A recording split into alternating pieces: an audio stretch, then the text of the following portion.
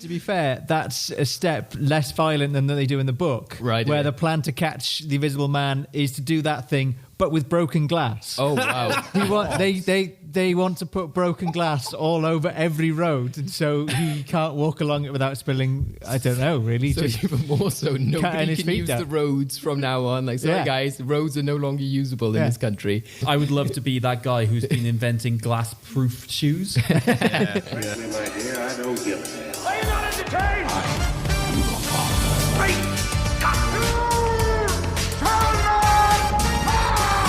Here's Johnny. I'll be back. It's not the car! It's a very naughty boy! Well, good movies. Yes, this is Well Good Movies, the podcast that gives you the topics worth discussing and the movies worth watching. I am your host, David Oscar, and I am joined by my invisible co-host to you at home, but he's never not heard. It is Craig MacDonald. Hello, Craig. Oh, maybe he is not heard. Spooky. He might appear later in the episode or something. Guys, I'm going to have a really nice episode today. It's going to be really nice and chilled. So you wish. No. Today, guys, we have got a really special episode for you. Today actually marks the day that the new Invisible Man film is coming out from Blumhouse Productions, distributed by Universal, who are the same production company who did their classic Universal Monsters, then originated the Invisible Man story, along with classics like Dracula, Frankenstein, the Wolfman, all those classic monsters. And the Invisible Man is one of them. So we're going to take this opportunity to talk about the history of the Invisible Man, because he's got many films, many iterations, coming from an old book series. Obviously, that means that there's a lot more free access to the character, but we'll be focusing today on those main original 5 films that came from Universal in their many iterations. So who better to go through all of these films with myself and Craig today than the guys we had on for our Halloween episode, which also looked at some classic monster movies. And unfortunately, The Invisible Man didn't make the cut on that one. We had most of the other ones, but that's why we're giving him his own episode here. So we welcome once again Di Hill, our resident historian and film buff. Hello. Hello. How are you? I'm very well. Have you had a good pancake day? I haven't had any pancakes today. I'm incredibly disappointed. We're stopping you from having pancakes right now. No.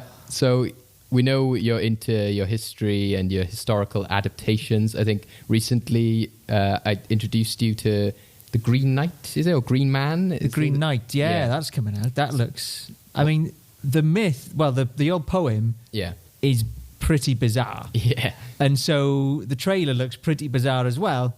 Seems to make sense. Like, you know, you've got weird stories mixed up with weird movies. So, yes. That reminds me of that Doctor Who Christmas, is it? Where it's like the wooden, like, tree people, and it's like, it looks like they've taken that costume from like a Doctor Who episode. Yeah, they have. Yeah. I mean, what an excellent Doctor Who, and it was terrible. Special that was.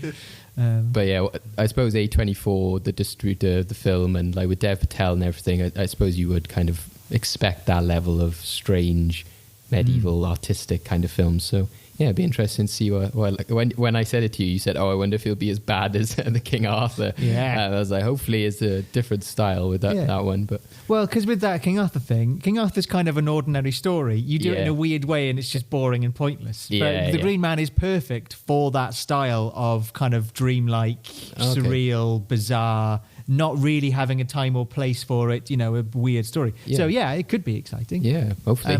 Although the story itself is kind of not that fun in the poem, so they're going to have to do a lot of work to make it not just boringly chopping people's heads off. Oh, okay. Also alongside us, we have actor and fellow film buff Christopher Maxwell. Hello, how are you? I'm very good, thank you. How are you? Yeah, I'm good as well. Good to have you back on. Like I said, last time we were talking about Creature from the Black Lagoon, and since you've now played the Creature of the Black Lagoon, how was that experience? It was in a short film, was it? Yes, it was a short film working with students from University of West England, and it was so much fun. Wearing the mask and the big flippers, right? Yeah, and it's just he was like a lovey sort of old school actor, and he's just trying to get back in. His agents got him getting back into the business. Yeah. He kind of wants to just focus on his new career, which is as a masseuse. He's got big wet hands. It works very well. And just a lot of fun. Got to film walking around Bristol. And we did some filming in Butte Park. Right, okay. And that was great fun. Right. Just walking around Cardiff. Yeah. I think people probably were just sort of like, it's probably some Doctor Who again. He's a man dressed regardless of the fact that I've got a scarf and a very nice Primarily jacket on. It's wow. He's probably just a Doctor Who fish man. Yeah, just the Silurians out again or something like that. What was it called? Because when we were talking, you were like, oh, sorry, that was the film I did, not the actual. Yeah. It's called Troutman. Right, okay. Yeah. They named him Gilbert Troutman. Right, okay, yeah. Yeah, because when we were talking about this episode, you were like, oh, Troutman, oh, sorry, that's the film I did, not the actual classic movie that we were talking about. They should probably get that title right. Yeah. I want to say I'm loving this trend of products about actors who are actually things and their surname is just the species of animal they are and man. Yeah, exactly. Oh, yeah. You've got BoJack Horseman. Yeah, it's quite a common theme. Have you celebrated? So, like I said, this episode comes out on the day Invisible Man comes out, but for the audience at home, we're recording this on Pancake Day, hence why I mentioned it. Have you enjoyed any pancakes? Do you usually celebrate it? I've not really had that many. I'm trying to be sensible, to be honest with you. I might have one when I get back later on, but usually most years it is just like pancake after pancake after pancake, and then you realise, oh, I definitely need Lent after this. I need cold pancake. I go cold turkey on pancakes. David won't let me have any. Really? When did I say that? You've always said it. Oh, what, like McDonald's breakfast? No, just generally. I've asked if you can get pancakes, and you're just like, no, I'm not doing that. Oh, I don't remember this. Yeah, and then he locks you in the basement. Yeah, he just has me slaving away making the endgame. Yeah. This is like the only light of day I actually see, and people wonder why I'm so annoyed at him. So today, guys, like we said, we are discussing the classic Invisible Man films. So we'll be going through the many iterations that the character has been through, talking about the history, some of the cultural impact he's had, appearances in maybe other media, but primarily looking about, why did these original films influence the character so much to the point in which, we are still getting films of him today. So that'll be a good place to start, is actually going through just how many iterations there are of this film and this character. I'm not including every TV series, but there are a fair few.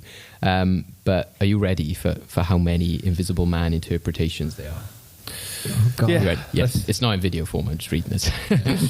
So we have The Invisible Man 1933, The Invisible Man Returns, The Invisible Woman, Invisible Agent, The Revenge of the Invisible Man, The Invisible Avenger, The Invisible Kid, The Invisible Maniac, The Amazing Transparent Man, Invisible Mouse, which is a Tom and Jerry short. Another adaptation of Invisible Man. There are many ones called The Invisible Man. There's Invisible Mom. There's Hollow Man, Hollow Man 2. There's Now You See Him, Now You Don't, a Disney film. There's various TV programs, like I said before, which are called The Invisible Man or just Invisible Man. There's the appearance in The League of Extraordinary Gentlemen. And there's my favorite, The Man Who Wasn't There, which is a legitimate title to a film. It's not just a Simpsons parody like The Bus That Couldn't Slow Down. Exactly, yeah. So we're going to be talking about mainly, like I said, The Invisible Man Returns, Invisible Woman, Invisible Agent, and The Revenge of the Invisible Man. Any reactions to some of those other ones that I listed there? Is the Man Who Wasn't There? That's about my dad, isn't it? That's a really dark joke. Sorry. He's great. I don't mean it. This is where that sad music comes in. No, the one of those I want to flag up purely because you mentioned it to me on the drive over and you were like, I don't think I can talk about the production history of this film. We've got to talk about the Invisible Maniac. Yeah. It's the fact I saw Invisible. So I typed in the Invisible on IMDb thinking, okay, there'll be a variety of legitimate Invisible Man films, but because they are the Invisible Kid and stuff, that's why I left out Man and see what else come up.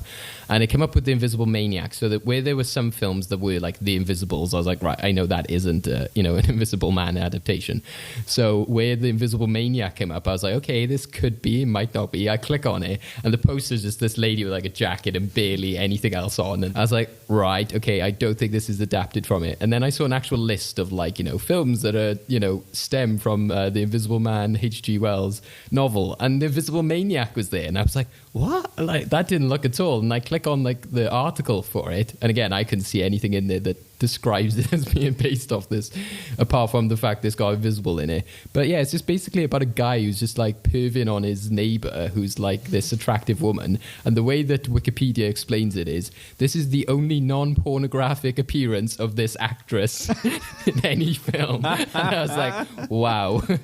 And yeah, there was like a big like thing of Legacy and talking about Entertainment News. So I'm assuming there was some sort of like controversy around this woman. I was like, I won't go into this for this episode. But yeah, crazy. It just sounds fascinating. A lot of different versions, like I said, which we'll be going throughout the episode. But like I said, let's go through a classic clip now, which is one of my favorites from the original Invisible Man film, which is his speech on power. You've been crying. I want to help you. Why did you do this? For you, Flora.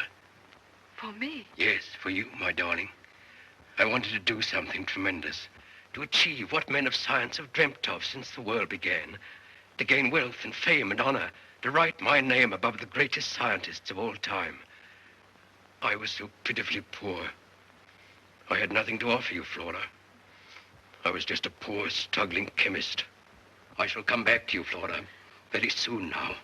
The secret of invisibility lies there in my books. I shall work in Kent's laboratory till I find the way back. There is a way back, Flora. And then I shall come to you.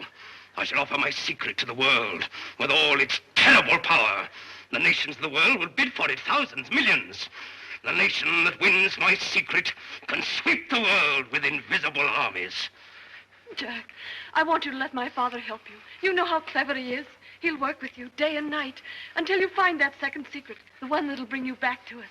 Then we'll have those lovely, peaceful days again, out under the trees, after your work in the evening. Your father? Clever? You think he can help me? He's got the brain of a tapeworm, a maggot, beside mine. Don't you see what it means? Power. Power to rule, to make the world grovel at my feet. Jack, listen to me. Listen. My father found a note in your room. He knows something about Monarchane even you don't know. It alters you, changes you, makes you feel differently. Father believes the power of it will go if you know what you're fighting. Oh, come and stay with us. Let's fight this thing out together. Power, I said. Power to walk into the gold vaults of the nations, into the secrets of kings, into the Holy of Holies. Power to make multitudes run squealing in terror at the touch of my little invisible finger. Even the moon's frightened of me, frightened to death. The whole world's frightened to death. We'll leave it there on that powerful note of even the moon is afraid of me. So yes, the original film came out in 1933. It was directed by James Whale and starred Claude Rains as the Invisible Man. And like we said before, this is based on the H.G. Wells book. So Chris, like I said, I know you watched The Invisible Man in preparation for this. You had never seen it before, but like you said, you sort of always wanted a reason to watch it, I think, as well, wasn't it? Yeah, well, it's because it's one of those, it is one of those like historical figures now in film, like The Invisible Man. Yeah. And I did never really imagined it be going the way I expected it to. Yeah. But overall, I really enjoyed it, and I enjoyed the concept of it. And I really do like that speech. Yeah. He's loving it, Claude Rains. Yeah. He's enjoying every word because you can't see his face, so he's going to, and even down to his gestures. Like it's just like the tiny things he's doing, like the way he points. Yeah, and like he's holding his head, and he's like, even the moon, like that bit as well. I just thought, God, this guy's crazy. Yeah, and it's brilliant. Exactly, it's just awesome. And it was really fun to go through it, and also just indulge in the wonderful hammy acting of it as well. Yeah, there's a lot of moments in it which are like just, well, there's the ludicrous, but they play up very much on like the screaming and yelping woman and the idea of like a town being like, you know, stirred into panic. So like Craig and Di, do you have much exposure to this one? Obviously, because like we said, we sort of took like different films like we did before. So do you guys have much in terms of how much me and Chris should sort of tell you about this film? Tell me everything. I've not seen it. Yeah, I have limited range. Yeah, so it's, you know, it starts off like Chris was saying, where like this man who's, you know, already the Invisible Man, he goes to like a lodge and rents out a room. He's already become the Invisible Man. He's sort of on the run, and then the town and the people who own that lodge are sort of suspicious of him. They find out, you know, who he is, and then I think like when you see clips online, it's like, you know, the terror of the village and all this, and, you know, compared to today's standards, it's literally just some people storm into his room and he just throws them about and then goes out into the village and throws a bike at a few people, and that's about it. But it is, again, just the performance of it. He's just there like, there you go, have your bike back, and all this kind of stuff.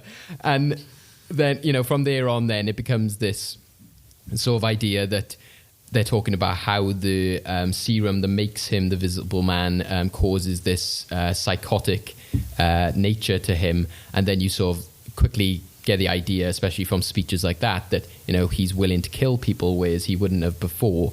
But, you know, it's the effects of this serum that's done that to him. So, you know, he starts to then like kill.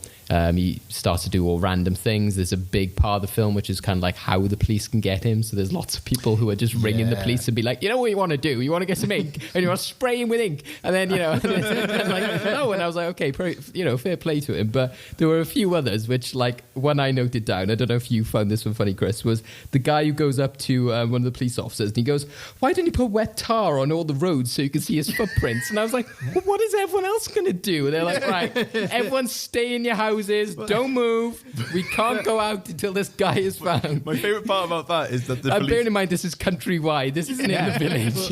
The police chief's response to that is, because he's not stupid. Yeah, that's where the comedy comes into it, isn't it? To be fair, that's a step less violent than they do in the book, right? Where the plan to catch the Invisible Man is to do that thing, but with broken glass. Oh wow!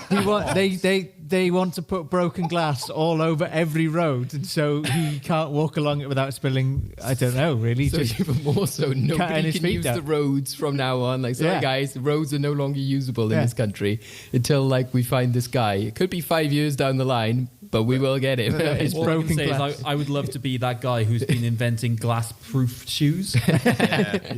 Y'all laughed at me. Y'all laughed at me. But who's laughing now? Eventually, the film then, like I said, goes to, you know, he focuses on like one of his old like lab partners, I think is it, and he wants him to be his partner in crime, kind of thing. He's like, oh, there's several things I cannot do as the Invisible Man.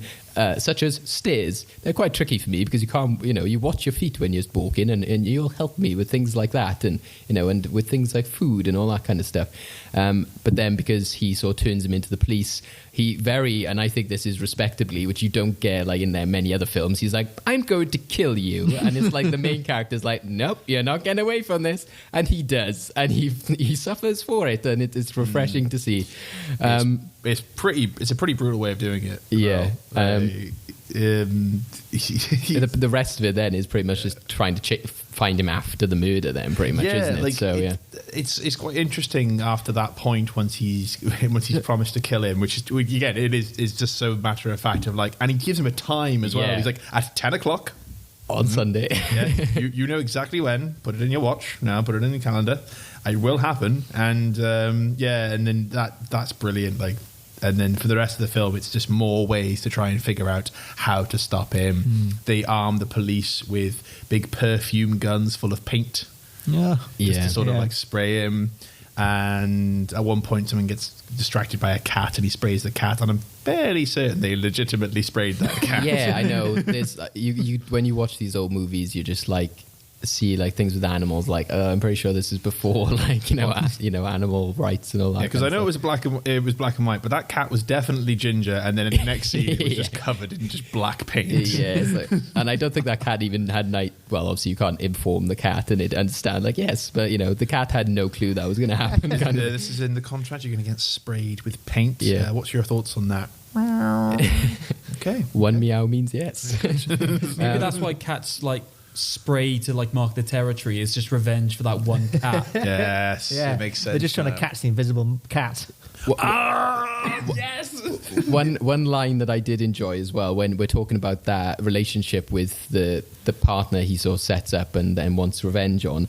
I think before he sort of like dobs him into the police, when he sort of walks away and is sort of looking like, is he asleep? Can I now call for help or ring the police? He sort of walks down the corridor, and then the Invisible Man, who's in a room with a closed door, just like all you hear is, I hope you're not going like, to like call for somebody. And he's just like, if you are, I shall follow you, and there's nowhere in the world that can save you. And I was just like you said, so matter of fact. He's just literally just like, there's nowhere you can go. No one will be able to save you. Yeah. And I'm like, his confidence is skyrocketed. There's another really fun part as well with his partner. Oh goodness, what was his name now? Kemp. That was it. Yes, Kemp. And he earlier in the film, when you go to the home of the scientists, and there's his daughter Flora, who is the woman he loves, the woman he was talking to in the clip. She's obviously very upset. She has no idea where he's gone. And everyone's keeping very mum about it, keeping very stum. And he takes this advantage to sort of like, oh, we never cared about you. We just cared about his research. And then he just sort of goes, let me tell you how I feel. And she just literally just sort of goes, how could you? Just starts crying. And it's like, yeah, mate, that's really harsh. She has no idea where he's gone. And now you're just being like, but I'm still here. we have the reactions of other people as well who bring up like great lines, like you said, where that guy is just like, he's not stupid and that kind of stuff. My favorite line of the entire film, and I would love to see this in more things, is just that police officers, like I said, this is set in England and everything, like the original story and everything. It's just that cop that you were talking about earlier, the police officer, who's very like, oh, what's going on here then? He literally walks up, and this is where the point in which, like I said, a lot of people, if they have seen clips of the Invisible Man, it's sometimes that sort of maniacal laughing where he's just there in a shirt or you can't see his head.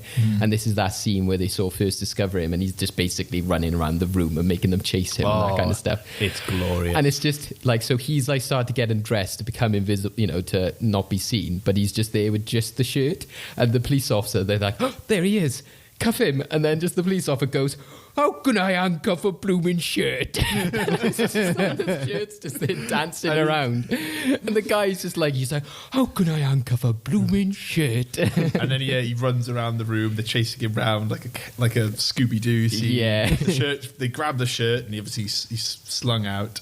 And then they're like, right, close the doors, lock the windows. At that point, they've done it, and he's just sort of very like, you think I'm going to escape like some sort of common criminal? I would like to throttle you. And then you just see the man just going, yeah. I love how many times this happens in these films where they're like being choked by him, and everyone else goes, and like just watches. I'm like, he's invisible but not untouchable. It's not like, he's like made of fire. Like, it's not like, oh, there he is, we can't touch him now. It's like, no, he's choking somebody. You can easily like latch him away. And he's also naked. That tells you where he is. Yeah. He's just identified his exact location. Yeah. He's got to be within at least an arm's length of him. It's not the Force. This isn't Star Wars. Like, it's not Darth Vader. How do we know? He's invisible. God, can you imagine if they were like an invisible Sith Lords? Like that, everyone would just be dead. Pretty much. Like, they could read your mind and you can't see them, and they can kill you from a distance. Yeah. The last thing you see is a long light stick just stabbing you. That's the way I've always wanted to go. There's two other like lines I picked up as well. Was one of my favorite, like I said, on the note of maniacal moments. And interestingly, actually, I was watching an interview with Mark Hamill before the new Child's Play film come out, and they were asking about what his inspirations are for certain voices. And he cites like Claude Rains' performance as the Invisible Man as part of the inspiration for the Joker laugh, which I thought was really interesting. Once you watch it, you're like, yeah, it makes sense, because he has that whole like, you think I'm crazy, sort of like mad scientist aspect to him. And the laugh, again, does sort of make sense. But I love it when, again, he's terrorizing different people, and this goes from all sorts of things. And I think I saw another piece of trivia, which is interesting in the context of all of your films. Perhaps not The Invisible Woman, but I think The Invisible Man, out of all the Universal monsters, has the highest kill count of all, Frankenstein, Dracula. Yeah, he does. Probably largely because he derails a train in this film. And What? Yeah, they he just say like, it, 100 on the train. So, like, But the 2 clips before that is just he goes into a bank, takes some money, and starts like, "Here's money for everyone," and Pop goes the weasel. Yeah, and like he's just doing things like that. He's just making people, trip up, and then he derails a train, and it's just like this just comes out of nowhere. It's quite funny. Like, there's a bit going back to his quotes where he says when he's talking with. And he's like, "We'll begin with a reign of terror, a few murders here and there, murders of great men, murders of little men. Well, just to show we make no distinctions." And it's like, "Oh, just a few murders here and there, a little bit of killing, a little bit of this." And then earlier in the film, when he finally reveals himself, the great line, which they've got it wrong here in Wikipedia, in IMDb, excuse me. An invisible man can rule the world. Nobody will see him come. Nobody will see him go. He can hear every secret. He can rob and rape and kill.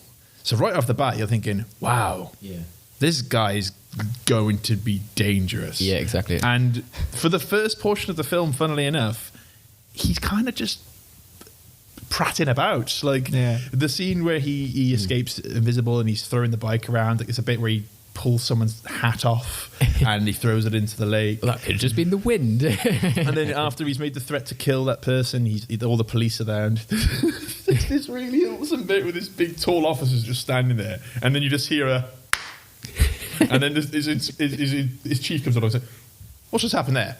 "I think I've been slapped, sir." And then he just starts like slapping everyone and pulling them over. My favourite bit is when he's like running away. And again, this is in a moment in which the police have got him. So he like runs away, he puts on some trousers from a policeman, and then starts chasing a woman down the road singing, "Gathering the nuts of May, nuts of May, nuts." And this woman's like, and then he ends it with a whoop. Yeah. Well, that's what's great about the story as well, is the fact that they go, okay, he turns invisible. How can this be menacing or like a threat as a monster? So they say, well, the serum makes you evil and crazy. And you think, well, that's a bit silly. But I think this film is the film that sells that, very well. I was ask about that with the serum making you crazy. It's suggested in the book as well that it's going to have an effect. But really in the book, the idea is that it's the isolation from society. So in the book, the Invisible Man is, at the beginning, he's just trying to he turns up to the village because he wants to be in this room and find a cure for it. And he's just trying to live in the night on his own and find it. And all the villagers realise he's invisible and turn against him. And they chase him out, which is why he does a murder, because the guy's chasing him. And then, the reason he wants to do his Reign of Terror is because he wants to get his own back, sort of thing. Do you think it's more powerful having it that the idea of isolation from society makes you go crazy, or the idea? I feel like it might take a bit away that he's just arbitrarily insane. Yeah, it is. Like I said, that's why I compared it to that. Like, this is the criminal brain, because it does scream Hollywood, being like, oh, well, how can we explain this easily? Oh, well, the serum makes you mad, kind of thing. But like I said, when I watch Invisible Man Returns, and even though they're kind of just carrying on the, this character aspect, it doesn't work as well because you haven't got like an elaborate performance or a script that's got crazy monologues like Claude Rains gets in this film. So they make it work because he is so larger than life and saying like even the moon is scared of me. That's what makes it work. But it doesn't work so well in Invisible Man Returns because there isn't that pomp and circumstance around it. And I think when you watch it, you think, okay, the humor makes sense in where you went with this franchise, like because of like adaptations like The Invisible Woman and the fact that, they have an Abbott and Costello meet the Invisible Man. It's inherently silly having like things floating around on a string. So you have to embrace that to an extent. Yeah, and the fact that he is a naked man. Like I thought, obviously you see the fact that he's got bandages and everything, but I would hope that in the future they sort of go, okay, we're going to make it so like he has an invisible suit or like he's got like some spray or something, because I can never take it seriously when he is attacking somebody, thinking he is just Starkers like over this guy right now. Like he is, this guy's probably like, oh. But then that is kind of in the book. That's kind of the idea, is that it's immensely impractical and useless being invisible because you can't survive. Because he's just naked and he can't go out in the snow and wind and the rain because he'll freeze to death. But he also can't live in society because everyone rejects him. And he can't really fight anyone or do anything useful because as soon as he picks a weapon up, you know where he is. And so, in the book, there's this idea that, it's just completely pointless. Yeah, well, he's a really bad idea. Well, like I said, you've like read the book and looked into a bit of the history of the invisible characters. Something that I thought was interesting, I think David J. Scal, who's a film historian, said, I'm convinced one of the reasons that the Invisible Man films are so popular is because of nudity. Because, he said it's a time in Hollywood in which you wouldn't get much nudity in films, and it's a time in which people are like, oh, like how risque and everything like that. But like I said, obviously that's not so much maybe a part It's of the so book. funny that at a time in Hollywood, nudity was so risque that even the idea of not being able to actually see nudity, but someone is nude, you just can't see it. Well, exactly. That is a big part in The Invisible Woman. That is a part of it where she's this naked lady, and at one point she puts like a stocking on over her leg to prove that she's not fat.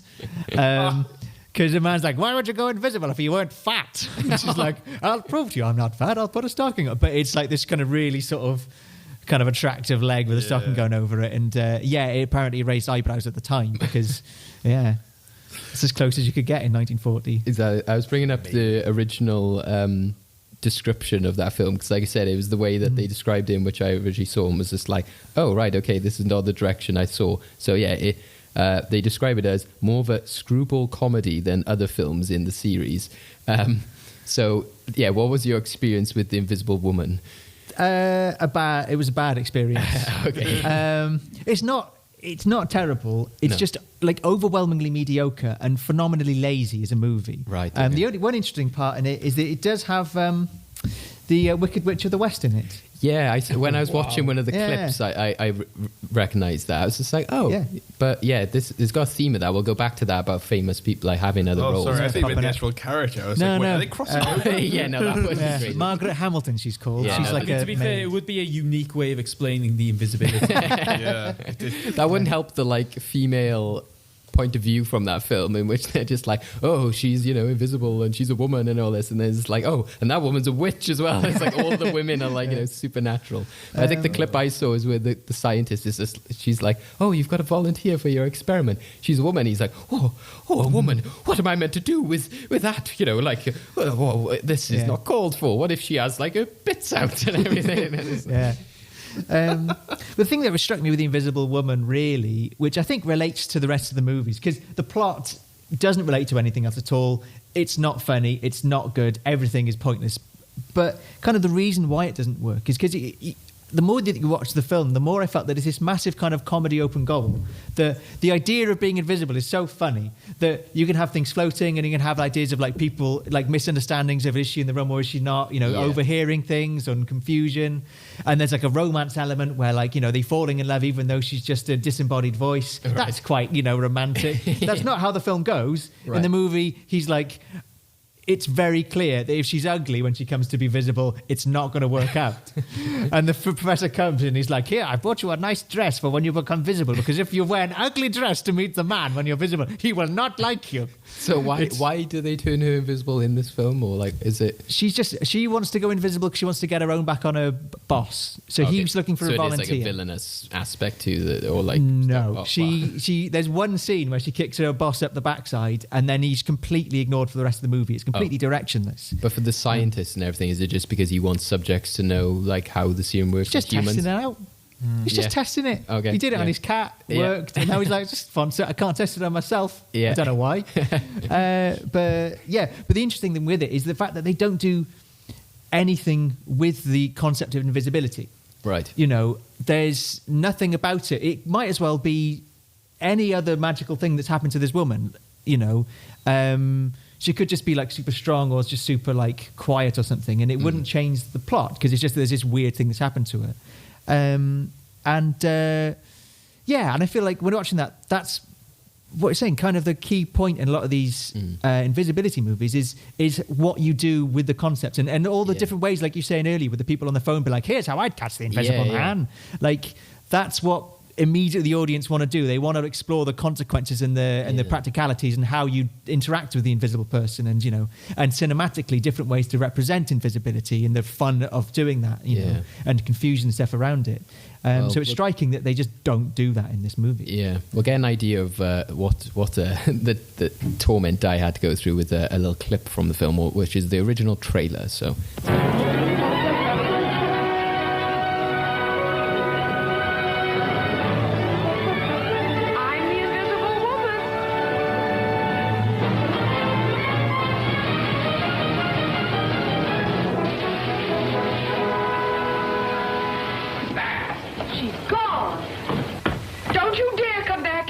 Why, something's still showing? I say, you're materializing. Go get your clothes on. Why, Professor, I'm ashamed of you.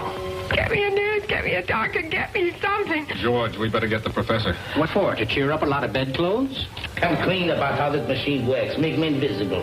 I did not invent that machine to make killers like you invisible. Oh, this is gonna be good. Whoopee! Well, those are the noisiest grasshoppers I ever heard. You, Christopher Columbus, we're being shot at.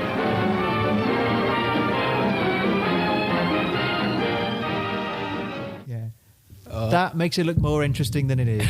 The bad thing is that when I read up about that, I was just like, oh, the Invisible Woman, that's good. They went down that line of like, cat people and the sinister, Bride of Frankenstein. But then you're like, when you hear screwball comedy, you're like, oh, this is in the 40s. This is going to be really misogynistic, isn't it? Yeah. And so, because you already said the actress who played the Wicked Witch of the West was in this, right? I'm pretty sure also the actor who plays like...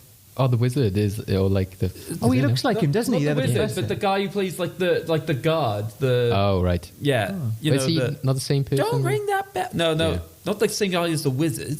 Yeah. Oh, I don't know. Like sometimes they get the doubling up of roles and stuff, but... Yeah, you have the double in the real life, which is the uncle. Yeah. And but yeah, the guard. the gatekeeper guy, Yeah. and then, yeah. He's not the wizard. No. Yeah, it could be, yeah.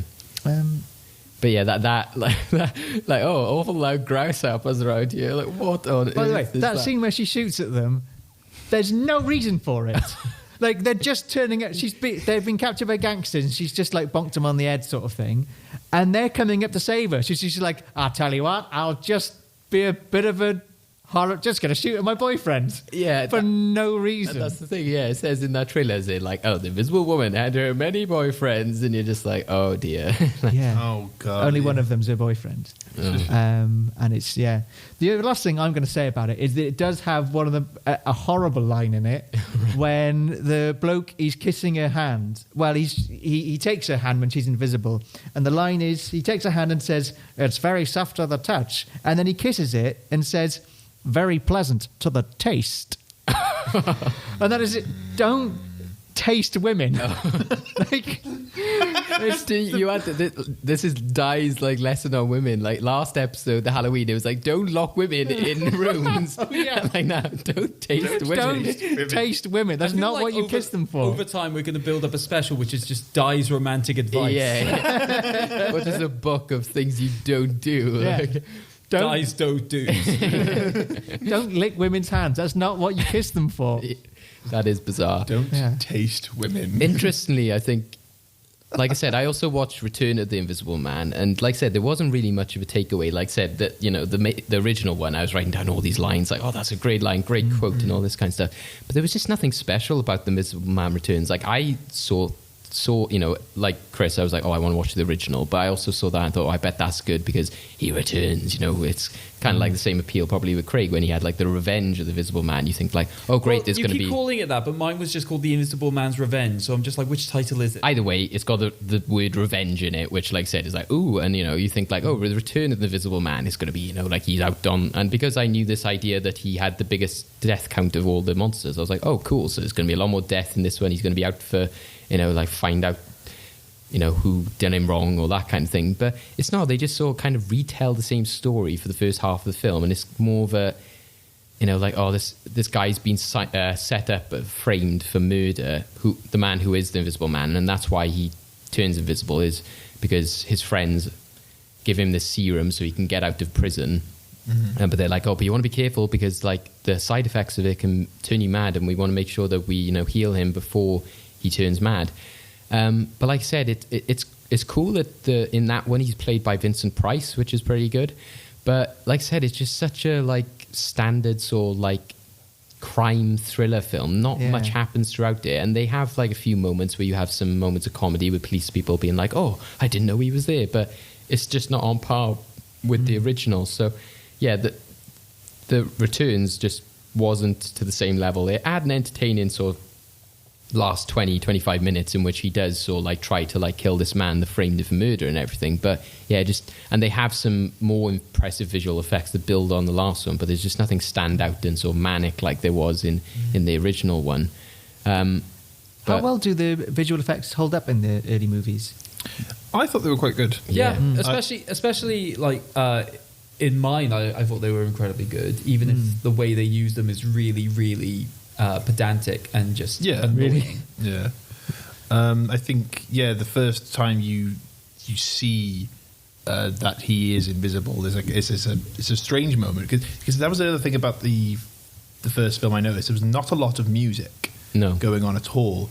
So when the first time you see it, so the landlady comes in and there's a sort of Stanley Kubrick shock moment where she walks in, it zooms in on her face and a reaction, and he's half bandaged, but he's got a blanket over her, and he's like, could you leave please? And then from a side angle you see him pull it down, so you see half, and then you see the other side of the room, and it does look really nice.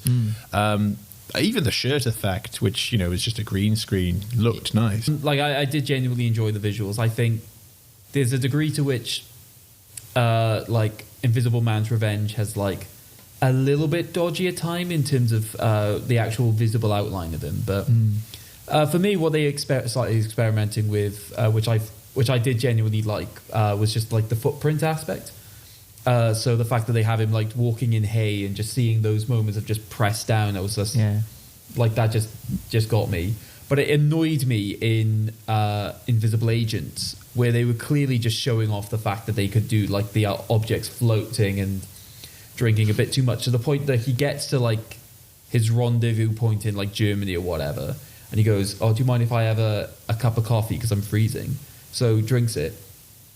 Can I have another cup? And we watch him drink another cup, and it's like, oh, come on. Yeah, there's a few. Because they did stuff like that in the first one, but they were so sparingly. Like the first moment is when he has a cigarette, and actually, I was impressed by that. I could tell it was definitely animated. Yeah, but it was impressive to see, because even the gesture of the lighting and the way he pulled the cigarette from his mouth, it was like, oh, that's not just like.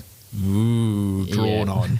It was as if there was an actual person smoking. So they probably used green screen effect in a suit, but do it the one time and then everyone goes, wow.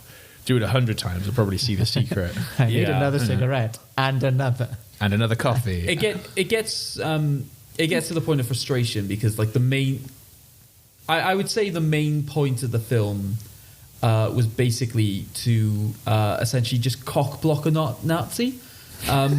Yeah, so like I said, the history with these films is interesting. That, like I said, you go through that original classic monsters era, and then you have like the screwball comedy aspect of it, but then you get to Invisible Agent, which is then made as sort of like the war, propaganda sort of film. So what was your experiences with these two films, Craig, in that you have Invisible Agent, which is very much different, and then...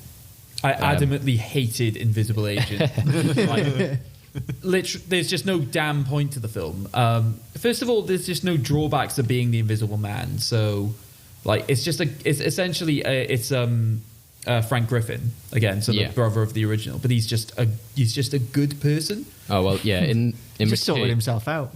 Yeah. No, in return, he's the scientist who gives this guy the serum, and so he's still normal throughout the entire film. So it would make sense in the canon, if they are going with the same story, that he's never been the Invisible Man before. He just made the serum. Yeah, so he takes the decision to take the serum himself on the basis of, look, I don't trust any of you. I don't trust any of your American agents. Despite what I've seen happen to like my brother, etc. Like, how bad it's gone. Don't trust any of the Germans, obviously, because they've just tried to cut my hand off in a guillotine. That's not what guillotine's for heads. Nazis. It was one of the. Get it right. It's sort of one of the like postal Mini office one. like paper ones. Not a big French and it's just one. these German agents there going, "This is a very interesting machine. You can do many things with it, with paper and fingers." And then they just start doing this, but then like essentially he goes over to Germany and like meets like this contact, which is meant to. I don't care about spoilers. Like, if anything, I don't want people to watch this film. It's basically essentially a double agent for the Germans, or triple agent, because turns out she is still working for us as a concept. He goes to meet her, and she's like, "You need to leave because the leader of the secret police is coming for dinner." And he decides to stay, and all he does for like 20 minutes of the film is just mess around with this guy. He just does things like takes the drink out of his hands and just drink it, and take a chicken wing off of his table and like chuck it away.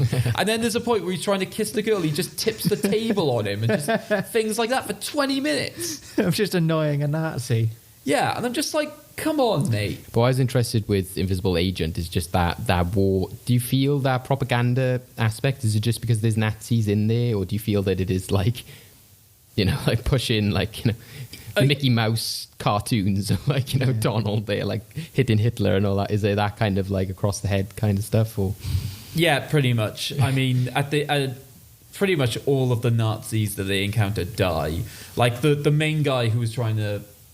I didn't get his. I didn't. I want to say it sounded like Frasier, but I'm just like, it can't be Frasier.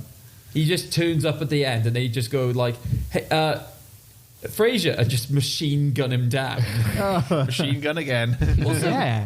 Also, there's definitely that vibe to it, because like every now and then he would be talking to a subordinate, and he'd just be like, "Go and get this lovely lady some dinner." He's like, "Heil Hitler," and just walks off. It's just like. Why are you hiling that? I'm just thinking now, they said with Carry On, like having an invisible gag, I'm just imagining Frasier have the same thing. Like if Frasier wakes up one day like, "Niles, I'm invisible." You know? Every sitcom does have an invisible character. It's just we didn't notice. Yeah. What I will say though is the Invisible Man's Revenge was not like war-based at all, and it genuinely was a good film. Traditional Invisible Man When film? is Revenge made? Is it after the war? It was made in 1944. Oh, right. So it's nearing the end of the war, but no, they decided to basically just go for a group of criminals. Basically, are out in like, I can't remember which country it is, but they're off on a like a heist, and they leave this one guy to die, who is Robert Griffin. I don't know what relation he has to the Griffin household, but they leave him to die. He turns up and is like, I want the money that you guys basically stole from me. And they're like, no. And he then encounters a scientist who isn't a Griffin. I can't remember what his name is, but he basically says, I'm looking for human test subjects to become invisible. He takes the power, goes off, decides to just torment these criminals. Just goes there and just does really menacing things, like forces them to sign over the deed to their house and all their possessions, whilst like flipping a knife up and down, saying things like, I've already killed 3 people with a knife that looks like this, don't make it a 4th. And then he goes and helps like an old friend of his win a load of bar bets.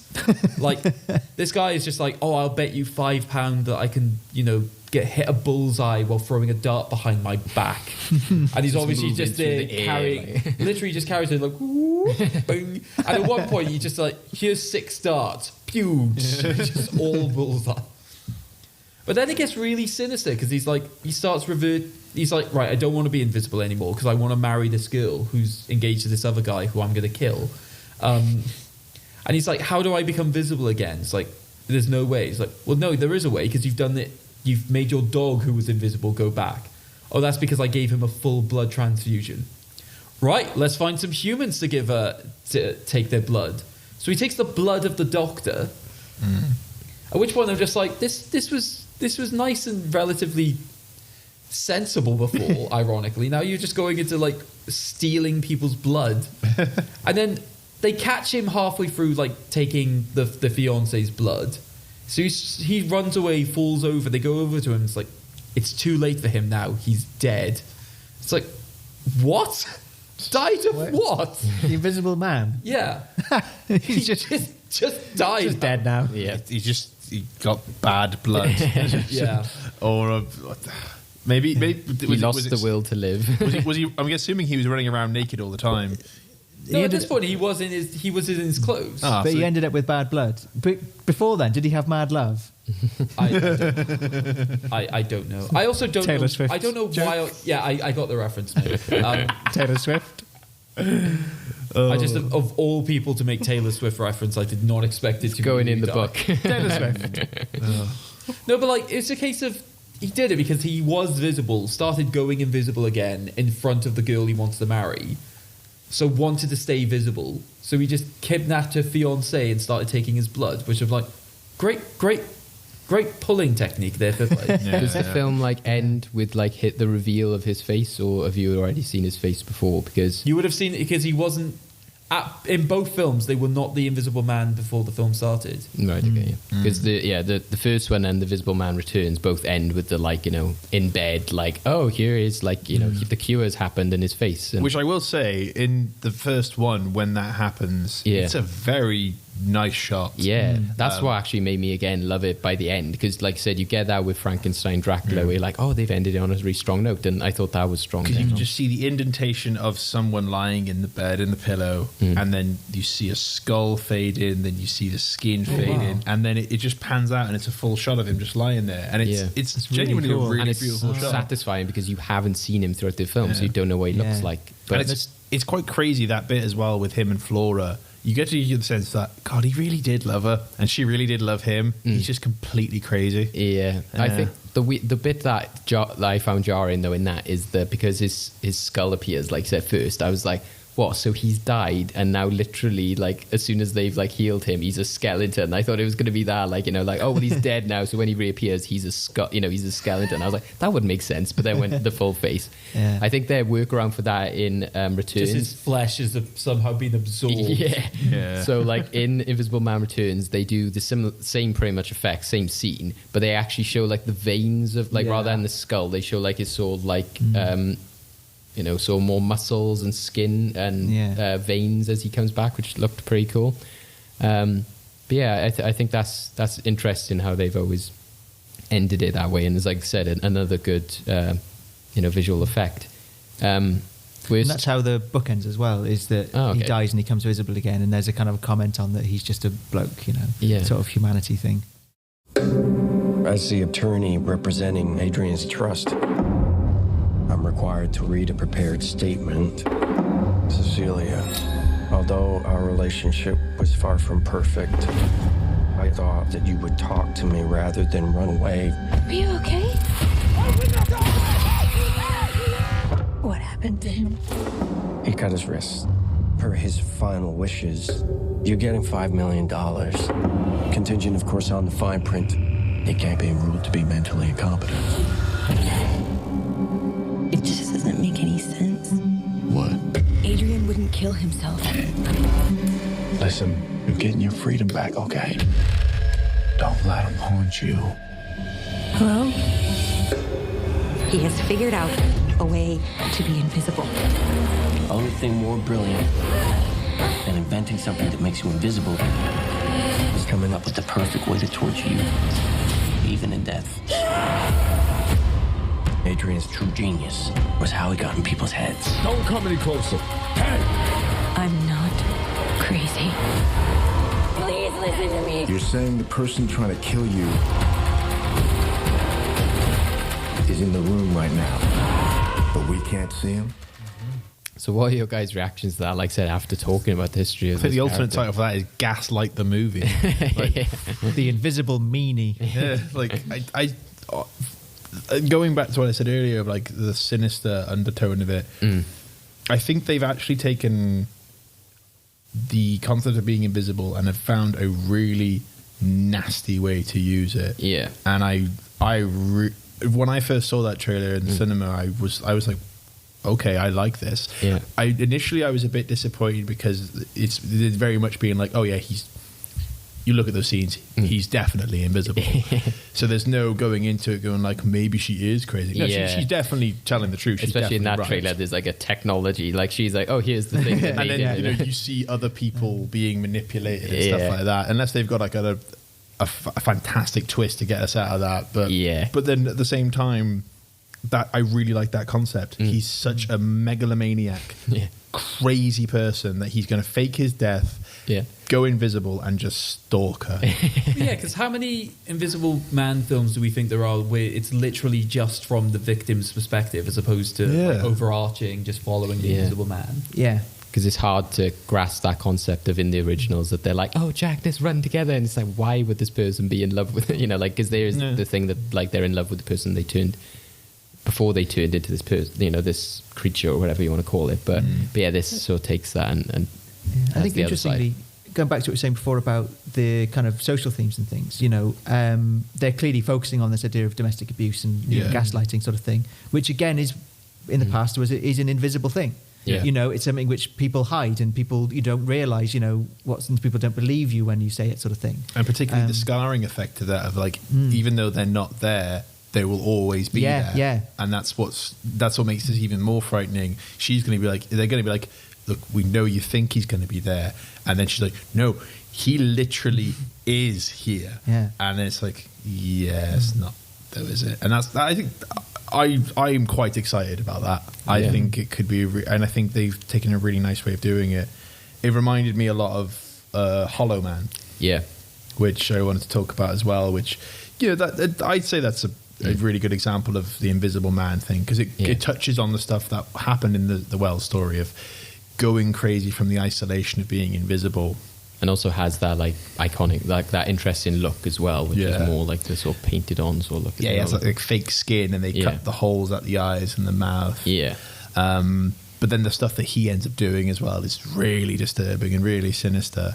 And as the film goes on, it just becomes a sort of like, a killer. You're all stuck in there with the killer sort of thing. Kind of like Alien, essentially, or Predator, I should say. That's probably definitely a more apt thing. No, I really liked it. I think it looks interesting. That, like I said, you could definitely see where they're taking the different aspects of it, like the like he's playing around with people and that kind of stuff, and putting it in that light. But I still would, like, when I first saw it, I was kind of like, oh, this is just, they're just taking the character and putting it in a sort of like low budget horror style of like he's in the room and like I'm on the run kind of thing. But yeah, once you do sort of like know the character's history a bit more, it does make sense. But I still would like to see like the iconic look character of like, goggles, bandages, hat in some sort of elaborate film. Like I said, I wouldn't want it in this type of film, but I would like to see that in the future if they did ever sort of try to do that dark universe again. I think that was the character I was most excited for anyways.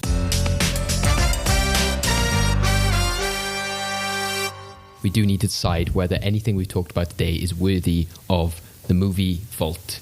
So this is our vault, which encapsulates all the important films and films of note which we think should be encapsulated for all time.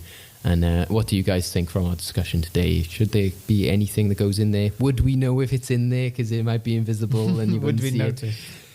Well, in that case, we put them all in. Simply because of what it did and what it stood the test of time. The Invisible Man. Yeah. From not just the character of it and the story itself, but from a purely filmmaking technique and style, the stuff that they were doing in the 1930s, like film was still really new at that time. Particularly, this was talkies. These people talking on film as well. The stunts they were using, the techniques they were using. And those are tropes that are still used to this day. Yeah. There were tropes in that film that were still being used today. So purely based on just that alone, the aesthetics of it all, I'd say it goes in. Yeah.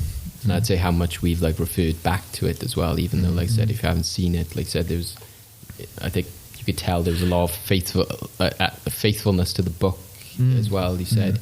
That sounds like it's slightly better, to be honest, from your description. Yeah, I think, like I said, we put Frankenstein in there for a very similar reason as well. It's that, and like Creature, in the sense that they're the originals, they sort of stem back to that original character. And I think, like I said, things that the influences, the fact that Claude Rains made such an impact on people like Mark Hamill and stuff. I think you should go in for that. For you guys, you saw three other of the films. I would like to put in a vote for Invisible Man's Revenge. I think. Even though like its ending is a bit weird and all over the place, I think that they take the concept of like a criminal, basically gaining this power, and start some of the sort of like bullying, vindictive behavior that we sort of appreciate about it, the new trailer. Yeah. And also just the overall mannerisms he goes for in terms of like how he wants to use his power. I thought it was just a really engaging watch.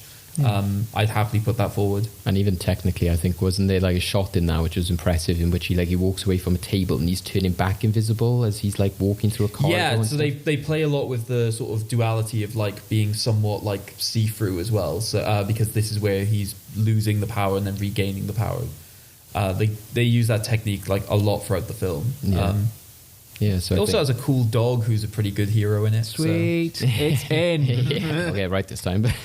So going into the movie vault is the 1933, The Invisible Man, and The Invisible Man's Revenge. Into the movie vault you go.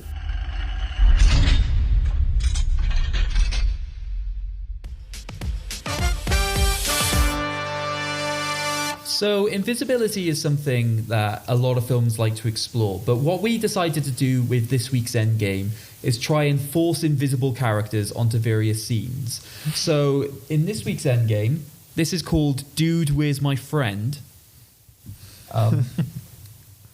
There's the image there. Excellent. Basically, what we've done is we've taken various scenes from films and we've tried to erase a character from that scene. And by erase, I mean essentially, because unfortunately I don't have the technology to physically remove them, what I've essentially done is shrunk them in some cases. Craig has gone back in time and taken the actor from So basically what we're going to do is we're going to play you a couple of scenes with like the altered audio. We'd like you to listen to those scenes and try and let's see if you can work out, based on the limited dialogue that you have, which film it is. And we'll give you a bonus point if you're able to give the full name of the character that we've somehow removed. Okay, are we ready? Mm-hmm. But why my name, Richard? I don't understand. What about you? No, Richard, no. What has happened to you last night? It sounds like a pigeon. Richard, no one. But what about us? When I said I would never leave you. Sounds like it's happening like in the other room. Like this person's talking in their room and this is like what they can hear next door. I feel like she's just in like a dovecot surrounded by pigeons. So it looks like I did a better job at removing the characters than I thought. Obviously I sped it up a little bit to make it a little harder to hear, so. Right. I literally, just I can hear doves. I think I've only got the film. Okay. Casablanca. That's what I thought. Casablanca, and you've written down Casablanca. Okay. But what about us? We'll always have Paris. We didn't have. We lost it until you came to Casablanca. We got it back last night.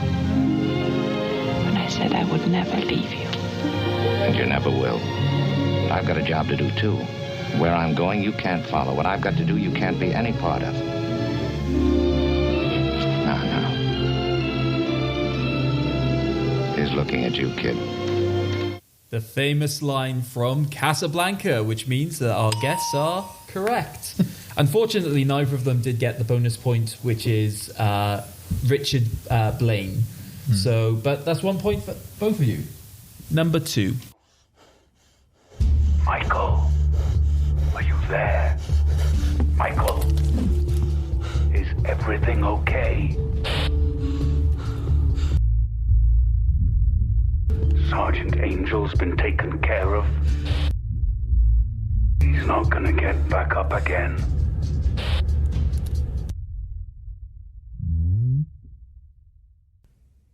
Good. Proceed to the castle. So, there's a lot of joy going on in this room, which I appreciate. Okay, so we'll start with Die. It's Hot Fuzz. Mm-hmm. And the... Oh, wait, the character who's been cut out? Yeah. Oh, I'm not sure which character's been cut out then. You know the actor or something that they like. Because it's Timothy Dalton talking. Yeah. And he's James Bond is what I put as the name. Because that's who he is and that's it.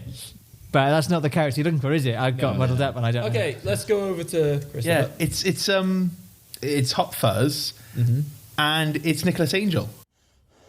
Michael, are you there? Michael, is everything okay? Yarp. Sergeant Angel's been taken care of. Yarp. He's not gonna get back up again. Narp. Good. Proceed to the castle. So both contestants going for Hot Fuzz. They are indeed. And for getting Sergeant Nicholas Angel at an extra bonus point. It was so because I was like Yarp. I was like, oh, it's Michael Yarp, and then I remembered it's not Michael. It's Nicholas. That was the whole point of the scene. Yeah, that's entirely why we went for that scene. Yeah. All right, wonderful. Next clip. Did you order the code red? You don't have to answer that question. I think I'm entitled. I want the truth!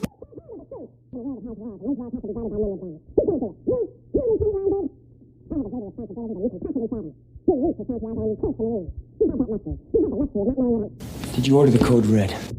You order the code red! He's an angry waiter. Oh, that's probably, actually startled die. Like, oh my god. That's probably my favourite one of the set. Again, it just sounds like there's like we're cutting back and forth between in the room and out the room. It's like somebody's like just sat outside, like, oh, it's kicking off in there. I mean, that is a good way to get rid of someone, right? It's like when you listen to music and when your headphones is broken, you're all like, I'm missing a good part. Okay, so let's start with Christopher. The film is A Few Good Men, and the only thing I can remember is that he is a general, but I can't remember his name. Okay, yeah, I got A Few Good Men. Is it Jack Nicholson he's talking to? Or is he even in that movie? Am I just getting it muddled up? I mean, the character is played by Jack Nicholson. Yeah, he's talking to him. The character's name. No, that's the character's name as well. Okay, so you think his name is just Jack Nicholson? Yeah, he got in a lot of trouble. Did you order the code red? You don't have to answer that question. I'll answer the question. You want answers? I think I'm entitled. You want answers? I want the truth! You can't handle the truth! Son, we live in a world that has walls, and those walls have to be guarded by men with guns. Who's gonna do it? You? You, Lieutenant Weinberg? Did you order the code red? I did the job. Did you order the code red? You're goddamn right I did! And they truly were a few good men. Which means that they were...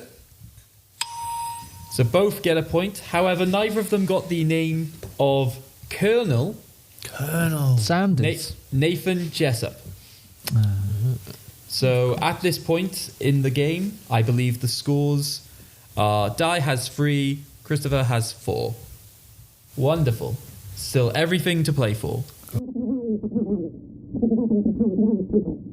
I prefer to remain and protect those whom you would destroy.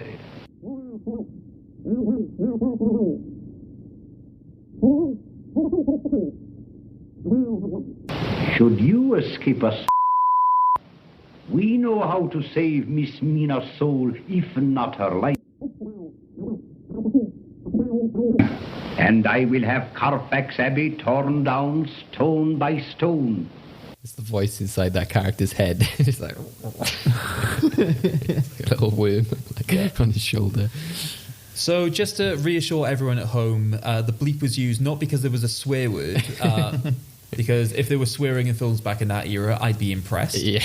But it was more because the character's name, which would have robbed them of a bonus point, was very clearly said, so I took the effort to ensure that it was taken out.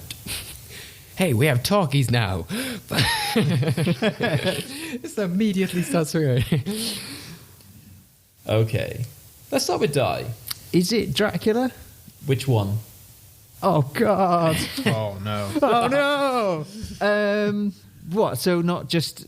Oh, no. Like, I mean, oh, if it is just Dracula, I probably will give you the point, but obviously... Is he talking to Dracula? I don't think... Just the version, like what sort of era is that? Yeah. Early, late, middle... Is it going to be middle one, I guess? Is it going to be one of the Hammer ones then? Or is it going to be... Because I think the ones early in that... is it the Bela Lugosi Dracula? And you think... The 1930s one. And is he talking to Dracula? So you think Dracula is the film and the character removed? And the answer. Okay. Yeah. I'm going to say Dracula. And I was thinking the exact same film, but I don't think the character's Dracula. That seems too easy, yeah. Yeah. You see, I think the one talking is... I'm just going to go on a limb. I'm just going to say Van Helsing. I think it was Van Helsing talking, and then I was going to list other characters until I hit the right one. Is it Jonathan Harker? Is it Dr. Stewart? Okay, so this is the interesting one, because obviously you've gone for... I will tell you now, the scene that we've chosen is between Dracula and Helsing, which means the film you've chosen is... Oh, okay. I was screwing around with you in terms of the version. I was going to give you the point anyway. It's just if you could have told me 1931, then I probably would have been impressed. Oh, right. Oh, okay. However, we're now going to see the Bela Lugosi, which character did we remove from the scene. Was it Van Helsing or was it Dracula? Van Helsing. Now that you have learned what you have learned, it would be well for you to return to your own country. I prefer to remain and protect those whom you would destroy. You are too late. My blood now flows through her veins.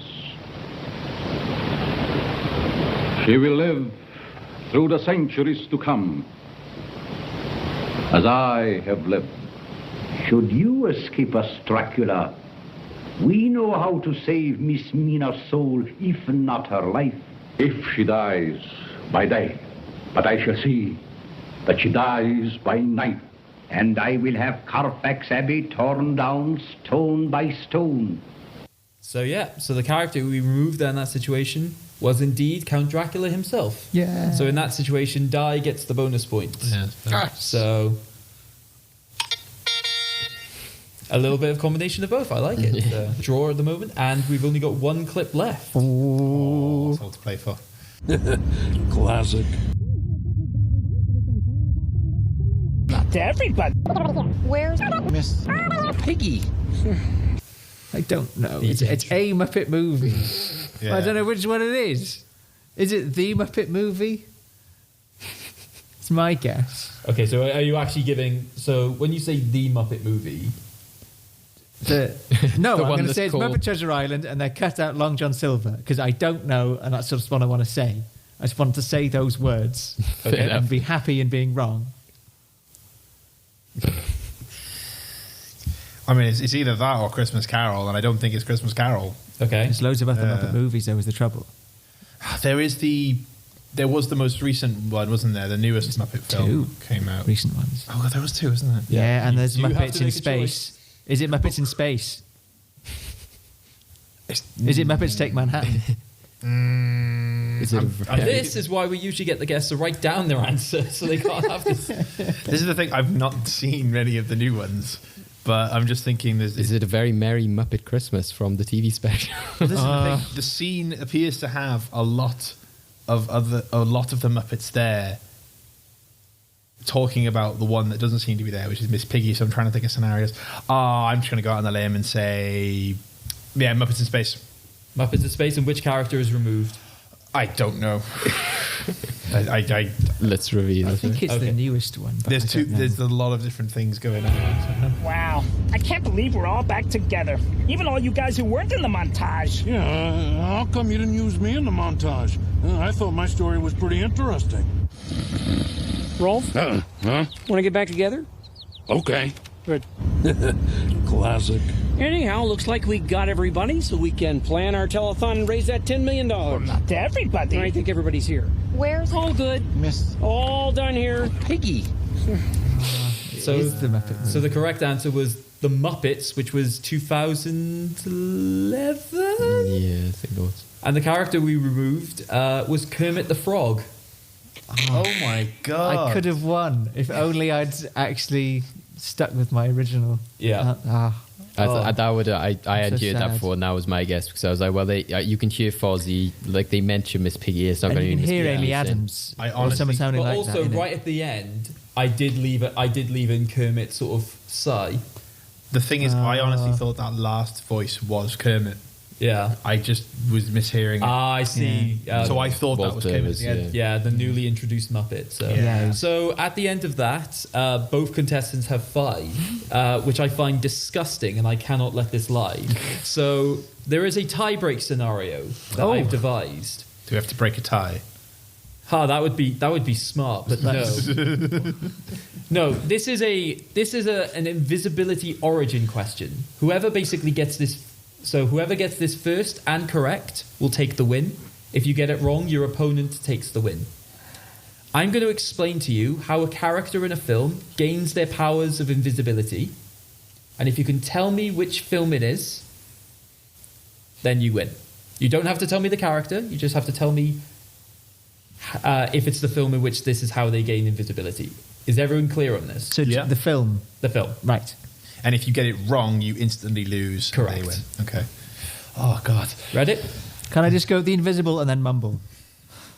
You can do what you want. It depends on how much you want this. Are they just shouting out when they think, or are you waiting till the end? Shout out once. Right.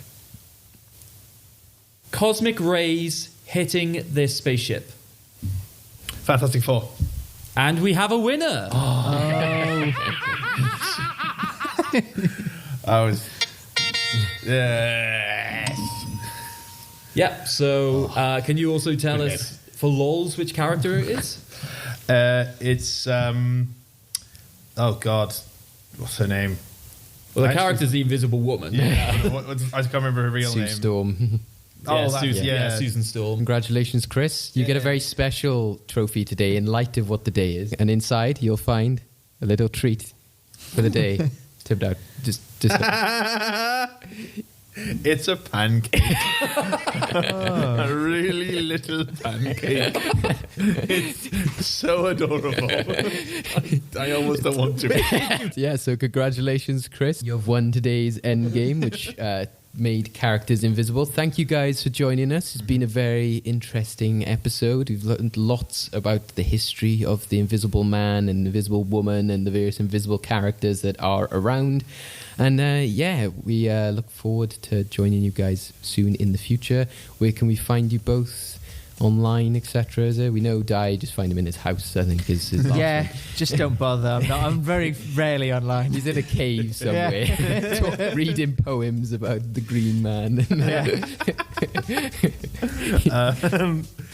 For myself, you can find me on Facebook at C Maxwell. And follow my theatre company Dramatic Moose Productions on Facebook, Twitter and Instagram.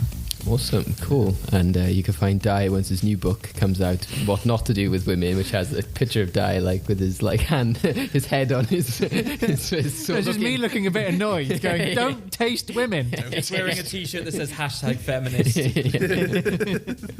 Just him with just saying #I'm single, but it doesn't mean I'm not right.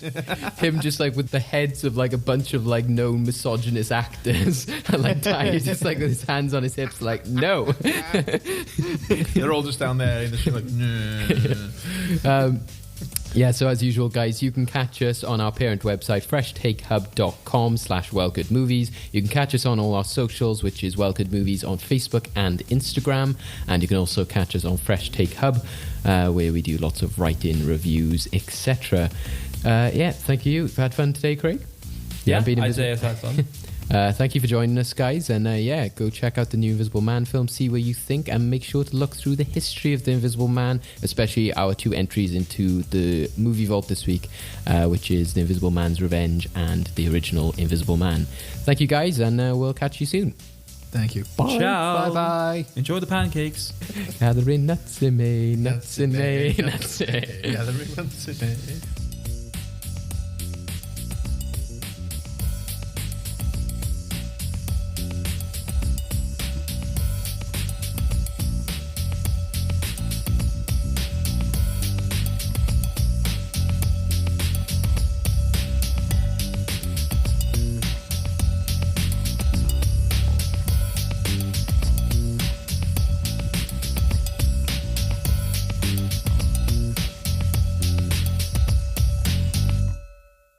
You!